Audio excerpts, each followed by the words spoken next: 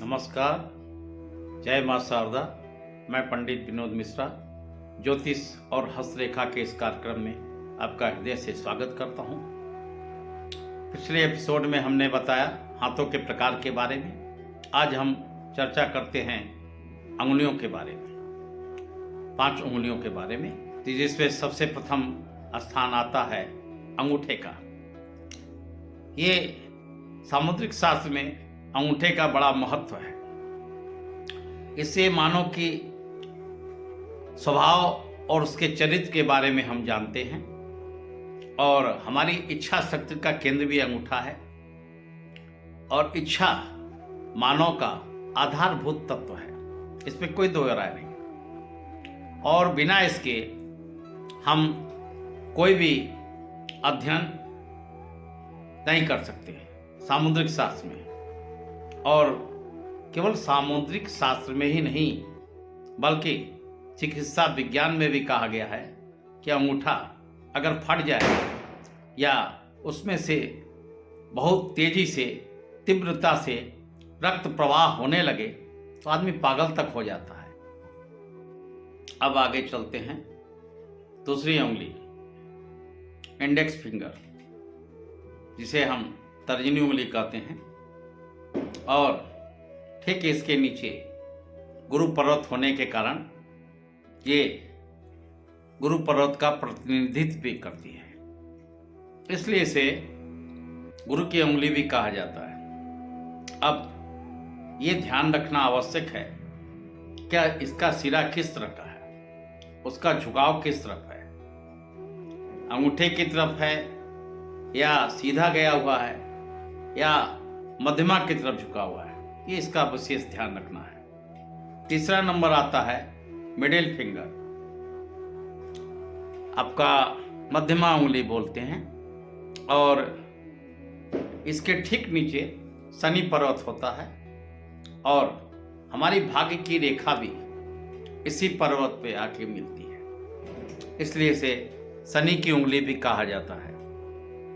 और इसमें एक ध्यान रखना आवश्यक है कि इसकी गांठें जो हैं ये फूली हुई या ज़्यादा फूली हुई तो नहीं हैं, और अगर ये फूली हुई हैं, ज़्यादा फूली हुई हैं, तो अच्छा नहीं माना जाता है।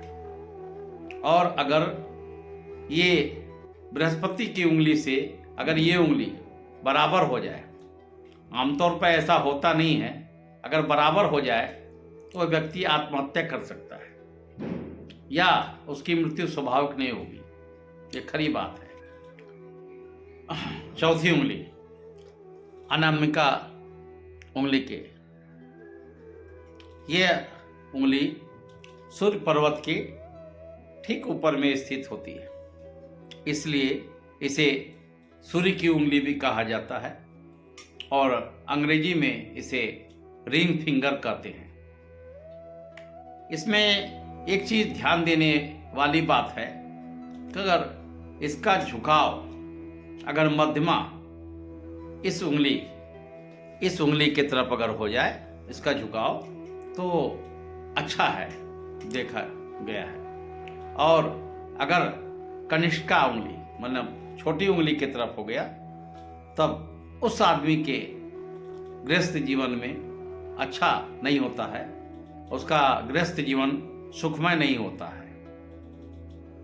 अब आते हैं 5वीं उंगली, कनिष्का उंगली की तरफ। क्या है इसका?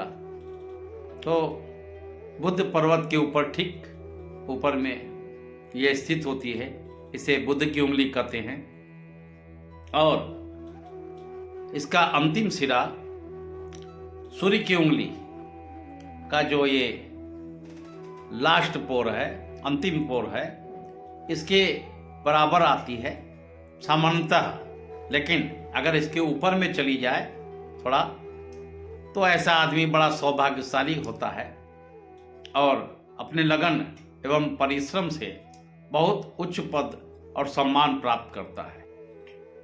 इस वीडियो को यहीं समाप्त करते हैं, और आपसे एक आग्रह है कि मेरे इस चैनल को सब्सक्राइब करें, लाइक करें, ढेर सारे लोगों में शेयर करें, यही कामना करता हूँ। धन्यवाद, बहुत बहुत धन्यवाद। नमस्कार।